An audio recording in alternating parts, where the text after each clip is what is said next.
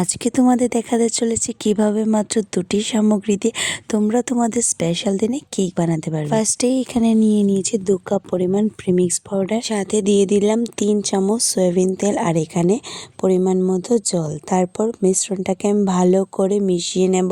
জলের পরিমাণটা আমি এখানে মেনশন করিনি, কারণ এখানে তোমরা তোমাদের সুবিধা মতো জল দেবে, যাতে মিশ্রণটা খুব বেশি ঘন বা খুব বেশি হালকা না হয়ে যায়। তারপর মিশ্রণটাতে দিয়ে দেব ভ্যানিলা এসেন্স 1-2 ফোঁটা। তারপর আমি এখানে একটা স্টিলের প্যান নিয়েছি, যেটাতে ব্যাটারটা দিয়ে আমি কেকটা রেডি করব।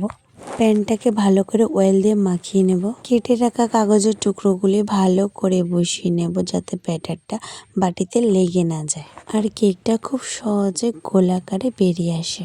তারপর তৈরি করে রাখা ব্যাটারটা ওই প্যানটাতে ঢেলে ভালো করে নাড়িয়ে নেব, যাতে কোনো এয়ার ভিতরে না থাকতে পারে। টেস্টের জন্য আমি এখানে কিছু নাটস কেটে রেখেছিলাম, যেটা ব্যাটারটার উপর ভালো করে ছিটিয়ে দেব।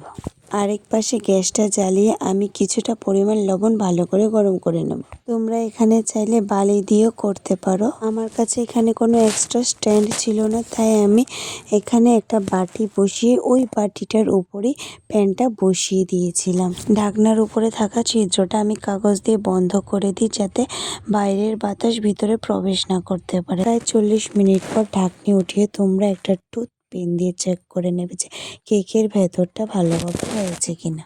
তোমরা দেখতেই পাচ্ছ আমার কেকটা খুব সুন্দর হয়েছে এবং খুবই স্পঞ্জি হয়েছে। কেকটা দেখতে যতটা সুন্দর ছিল, খেতে এর থেকেও বেশি টেস্টি হয়েছিল। এবার বাড়িতে বানিয়ে খেলে তোমরা আর বাজারের কেক খাবেই না।